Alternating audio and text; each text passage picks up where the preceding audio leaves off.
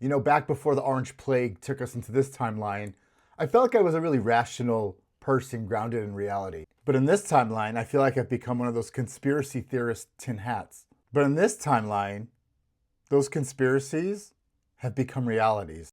So I want to share with you a working thought that I have about all the things that are going on. Everything from the Epstein files to DHS to Trump, it's all connected.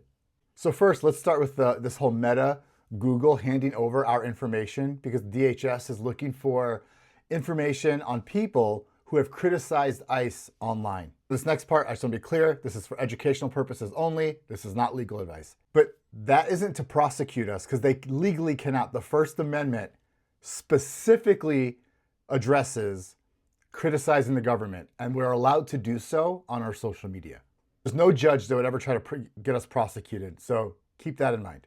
But I believe what the government is doing is something similar to like what marketing teams do, where they're creating personas of American citizens. So kind of building, like, let's say, usually marketing teams use this. They say like, this is our customer, this is what their needs are, this is what their wants are, here's what their life is like. And it creates an idea of a person so they can cater or target their marketing efforts.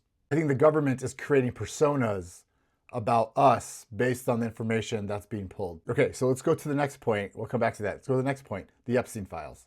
Trump ran on releasing the Epstein files. That's why a lot of people voted for him. Of course, then he went back on that, and then he was legally required to have them released with the Epstein Files Transparency Act. They released some of the files, redacted almost all of them, protected people, and then said they're not going to do anymore. They're not going to release anymore. So that naturally causes an outrage. So now we're all pissed. But I think that was by design. I think they're using the Epstein files to rile us up. Because mind you, Donald Trump is looking to stop the midterm elections because he knows he's fucked when those come. And he somehow believes that we're like other countries like Ukraine, where we won't have nominations or any voting during a war. So now, pull it all together, they have personas, ideas of who we are, like Antifa, anybody who's speaking out.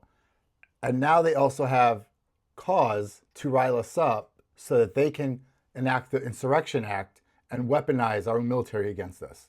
The key for all of us is to find a way to protest in a nonviolent way and to resist in a nonviolent way so they don't come after us, because that's exactly what they plan to do. If we also decide that nonviolence is not the way to go, we have to be all in and committed to that too. We have to do it in one fell swoop, one action, one thing.